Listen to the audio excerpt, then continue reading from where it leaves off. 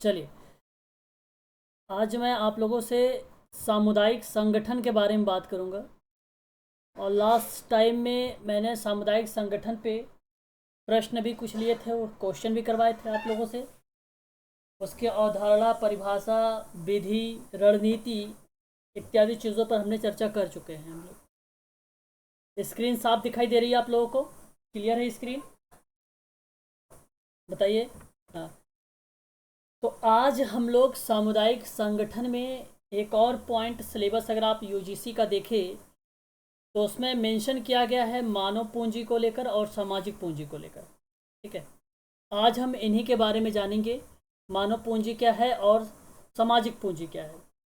देखिए, आपके स्क्रीन पे लिखा हुआ है कि मानव पूंजी किसी संगठन या देश के लिए उनके मूल्य या लागत के संदर्भ में एक व्यक्ति या आबादी के पास कौशल या ज्ञान और अनुभव को कहते हैं हम सब मानव पूंजी। मानव पूंजी अगर आपसे पूछे कभी मानव पूंजी है क्या चीज़, तो मानव पूंजी में ज्ञान होता है, आदत होती है, सामाजिक और व्यक्तित्व विशेषताएं होती हैं। इन सभी चीज़ों का एक रचनात्मक भंडार होता है, वो मानव पूंजी कहलाता है। मेरी बात समझ रहे हैं? तो मानव पूंजी में अगर कभी प्रश्न बनेगा आप लोगों से, तो आप ध्यान रखना कि आदत, ज्ञान, सामाजिक और व्यक्तित्व विशेषताओं के साथ साथ उसके वैज्ञानिक ज्ञान, कौशल और निपुणताओं पर आधारित कौशल और अवसर, अवसर का मतलब अनुभव इत्यादि चीज़ों को रिलेट करता है मानव पूंजी। ठीक है भाई, तो आप इसे ध्यान में रखिएगा मानव पूंजी के संबंध में। और मानव पूंजी के बाद अगर आपसे आता है कोई टॉपिक, तो वो आता है सामाजिक पूंजी। आप लोग जानते हैं सामाजिक पूंजी किसे कहते हैं? जरा बताइए, सामाजिक पूंजी बताइए। अगर पता है तो बताइए आप लोग जरा मुझे, सामाजिक पूंजी किसे कहते हैं?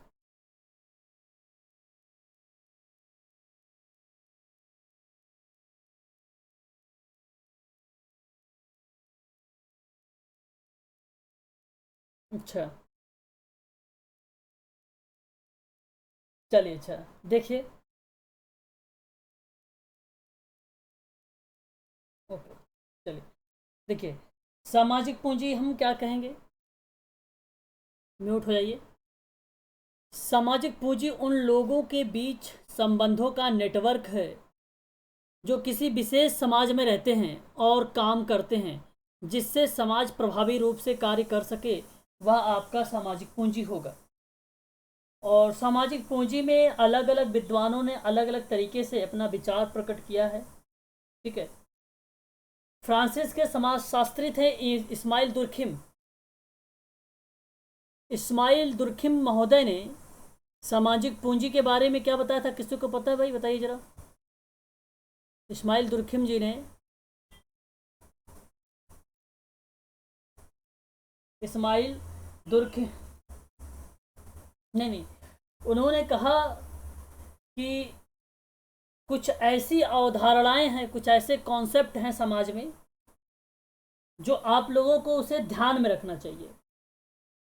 जैसे सदस्य की भूमिकाओं को, सदस्यता जो है वो भागीदारी सक्रिय है या नहीं, उसका हमें ध्यान रखना चाहिए।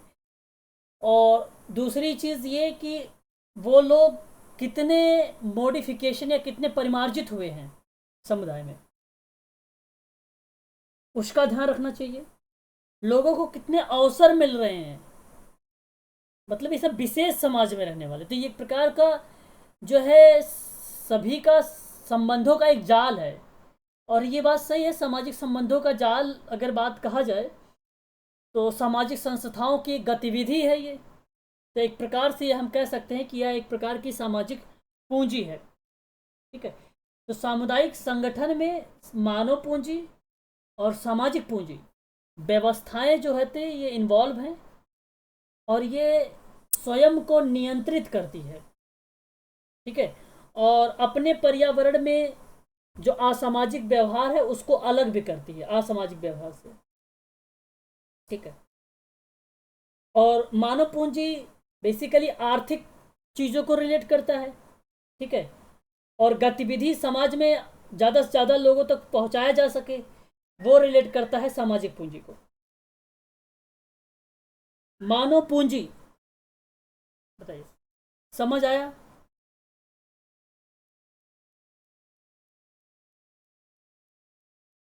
बोलिए, आवाज़ क्लियर है मेरी? अब हम, हाँ, अब हम एक एक करके बात करेंगे। चलिए ध्यान से सुनिए मेरी बातों को। पहले हमने मानव पूंजी को लिया है। देखिए, मानव पूंजी जो है, एक मानव पूंजी बेसिकली पूंजी निर्माण, शिक्षा, स्वास्थ्य और कार्यस्थल, प्रशिक्षण, प्रवासन, सूचना, निवेश इत्यादि चीज़ों का परिणाम है मानव पूंजी। ठीक है, तो मानव पूंजी में व्यक्तिगत दक्षताओं और कर्मचारियों के कौशल को शामिल किया गया है मानव पूंजी में। तो जहाँ पर मानव पूंजी ज्ञान और आदत, सामाजिक व्यक्तित्व विशेषताओं के बारे में रचनात्मक गतिविधि को जब शामिल करता है, तो वह एक प्रकार का शिक्षा और स्वास्थ्य को मानव पूंजी में सबसे महत्वपूर्ण बातें मानी गई हैं। ध्यान रखिएगा, मानव पूंजी में सबसे महत्वपूर्ण बातें क्या है? शिक्षा और स्वास्थ्य। ठीक है, तो मानव पूंजी की बात करें, अच्छा, सामाजिक पूंजी जो है आप जानते हैं अच्छे तरीके से, ये पूंजी लोगों के समूहों पर निर्भर होता है। ये एक लाइन में एक परिभाषा है, आप ऐसे समझ सकते हैं। अब हम बात करेंगे इसके पूंजी के बारे में, जो है किसने इन सारी चीज़ों के बारे में जिक्र किया है, तो कभी कभी एग्जाम में प्रश्न बनाया जा सकता है। तो इसमें सांस्कृतिक सिद्धांत को लेकर पूंजी के रूप में जो है बोर्डियो पेयर का एक पुस्तक है, आप इसे ध्यान रखना। ठीक है, बोर्डियो पेयर पूंजी के रूप में इन्होंने परिभाषित किया है सांस्कृतिक का सिद्धांत। ठीक है, और हनीफॉन और लिंडा जुडमैन ने सामाजिक पूंजी के बारे में बताया है, और उसका मतलब है विकास और उपयोग को लेकर। ठीक है, तो ये चीज़ आप ध्यान रखिएगा। ठीक है, ये दो किताबें थी जो पूंजी का संबंध में प्रश्न बनाए गए थे। ठीक है, और आगे बात करते हैं तो देखिए, यहाँ पर सामाजिक पूंजी और मानव पूंजी जो है दो प्रकार के संसाधन हैं।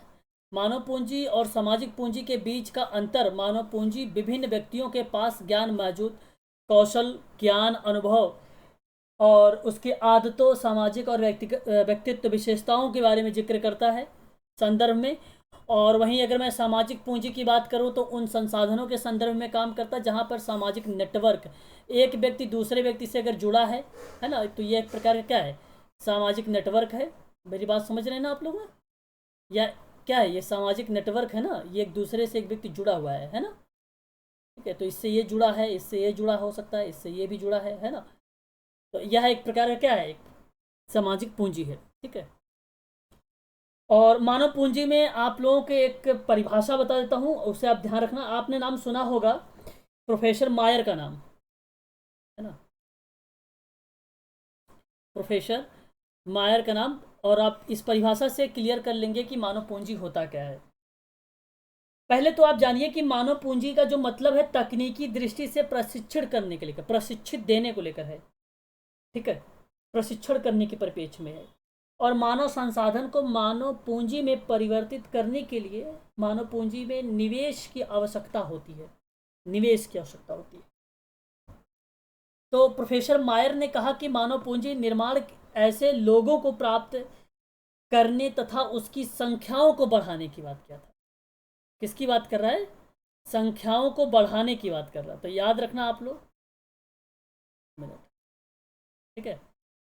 तो संख्याओं का बढ़ोतरी करना या बढ़ाने की जो प्रक्रिया है, और जिसके पास कुशलताएं, शिक्षा और अनुभव, व्यक्तित्व ज्ञान, व्यक्तित्व विशेषताएं, आदत, पूंजी ज्ञान, है ना, ये सभी चीज़ें जो है उसमें इन्वॉल्व होती है, तो देश के आर्थिक विकास और राजनीतिक विकास के लिए बहुत महत्वपूर्ण है। तो मानव पूंजी की जो भूमिका है, आपको ये ध्यान रखना है कि लोगों को प्राप्त जो भी संख्या है वो बढ़ाने की एक तो प्रक्रिया होगी। दूसरी बात ये होगी कि मानव पूंजी के निर्माण में मानवीय शक्ति का विकास करना होगा आपको। और जब मानवीय शक्ति का